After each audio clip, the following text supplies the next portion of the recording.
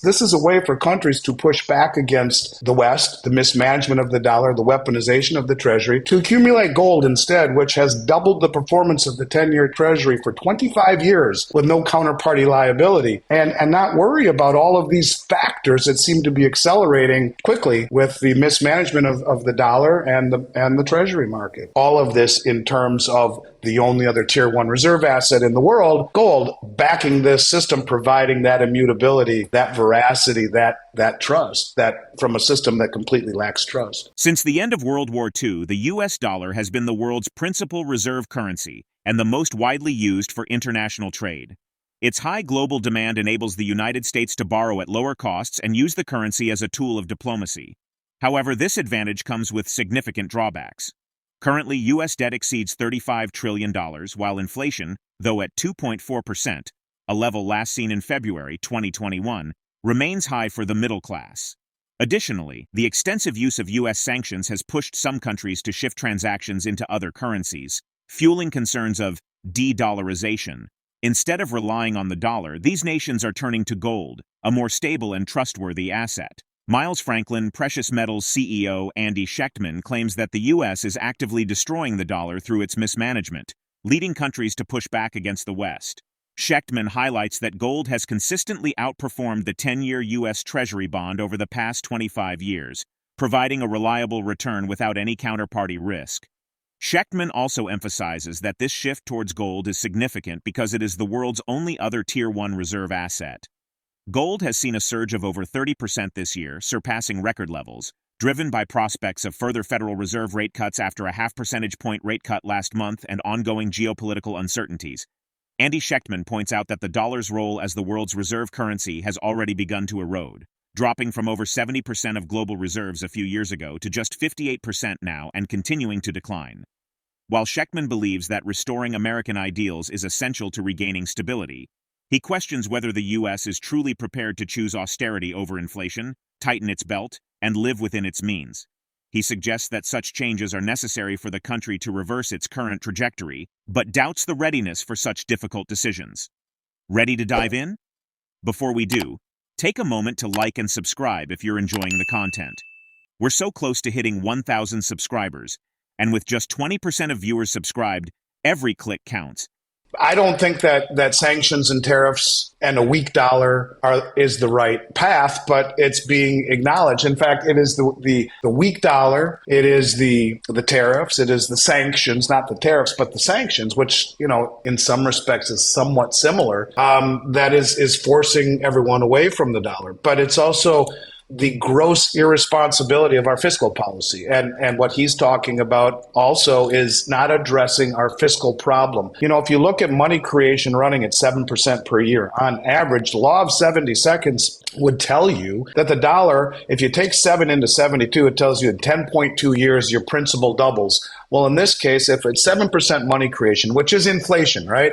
Not CPI rising prices. Inflation is inflating the money supply. We inflate the money supply by money creation, and 7% is conservative. That would tell you that 10.2 years ago, the dollar was worth twice what it is today. We've lost half of our purchasing power, and gold was $1,200 10 years ago. It's $2,600 and change now. Did gold go up or did the dollar go down? So you have to understand that by continuing to mismanage the dollar through massive fiscal irresponsibility and brain dead monetary policy, where we are creating $1 trillion in debt every 90 days roughly, that's part of the equation too. You can't just tell people to use a currency, because when you talk about it in terms of goods and services that are being sold for a depreciating currency, one that goes around weaponizing its use, well, if you don't do this, then this, that's not the way to do it. And although I think acknowledging it is the first step, I don't know that his policies can stop this. In fact, by taking the same path that we have, low interest rates, weak dollar, sanctions, and weaponization,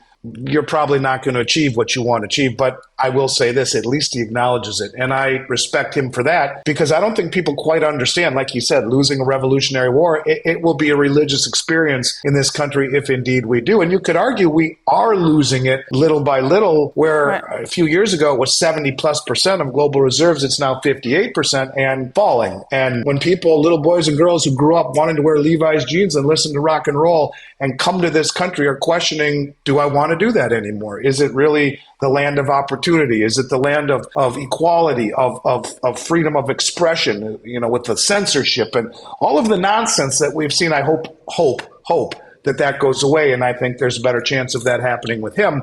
That's the first step. Then you clean up your monetary problems and your fiscal irresponsibility. But the thing is this country ready to do that, to pay, to choose austerity over inflation, to tighten our belt, to live within our means, and to respect the privilege of being the world reserve currency? We have done everything but respect that privilege. And that's the problem. Have we already crossed that Rubicon? Is there a way back? Maybe, but it isn't through threats, sanctions, tariffs, weaponization, and mismanagement of fiscal and monetary policy. The de-dollarization agenda gained steam after the White House pressed sanctions on Russia in 2022 for invading Ukraine. Russia and China convinced the BRICS bloc to begin settling cross-border transactions in local currencies and not the U.S. dollar. The move has paid off as several countries are pushing their native currencies for trade settlements. Andy Schectman believes that actions like seizing $5 billion in Russian assets and using them to buy weapons for Ukraine have permanently damaged trust in the U.S. financial system. He concludes that the U.S. is destabilizing its own currency by accumulating debt at a rate of $100,000 per second, weaponizing the dollar and imposing executive orders such as those pushing for green energy, which may not align with global interests. Let's shift our focus to a video.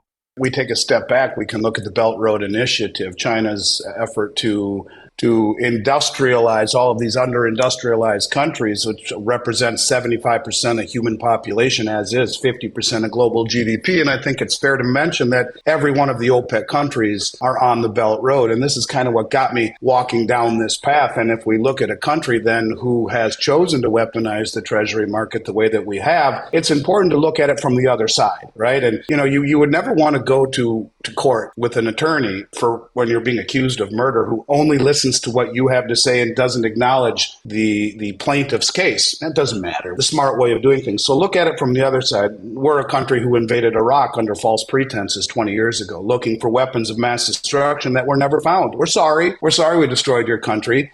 We've toppled your regime. And here we are 20 years later, still occupying the country. And they made $90 billion last year in oil revenue, which is held at the New York Fed. And they asked at the end of 23 for $1 billion.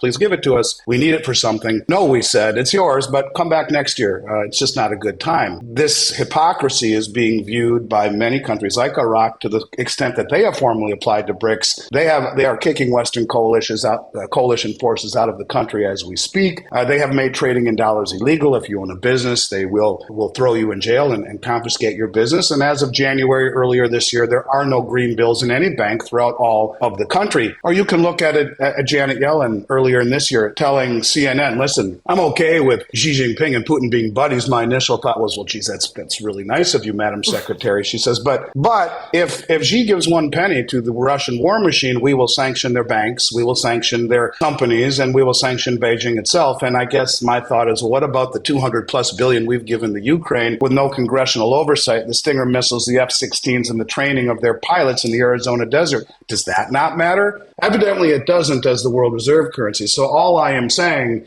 is that a good portion of the world represent or sees the fact that, or thinks that, we are hypocritical. Now, when you take $5 billion in Russian assets and call it what it is, it's stealing, it's default, and use the majority of those assets to buy weapons from the military-industrial complex to give to the country they're in the midst of a war against, well, you don't come back from that. And even Putin said in a meeting in St. Petersburg a few weeks ago that the Bretton Woods system is dead, and it is. It's now replaced by a system that is backed simply by the trust of the United States. You could say the full faith and credit of a country that's 200 plus trillion in debt. And well, I don't need to go down the faith road. We've talked about that before, the lawlessness and the judicial system, the electoral system, and all that. And the trust. Where is the trust? We have, in many respects, squandered that trust by doing these kinds of things. And this is what has created this drive, this unified force of countries pushing back against this hegemony, which I would argue is dead. Supremacy isn't, but the hegemony is. And they're finding safety in numbers. And you're right. It is not only, however, the weaponization, but it's also the mismanagement of the world reserve currency. Yeah. We are a country that is now creating $100,000 of debt per second. One, two, three, four, and keep on going. So you destabilize the currency, you destabilize the country from within, you weaponize the dollar. And let's not forget, we signed an executive order to go green. I'm sure that doesn't make the Saudis happy. So yeah, all this stuff put together becomes a whole lot more relevant than each and every one of them in and of themselves. There appears to be a growing movement to replace fiat currencies, including the dollar,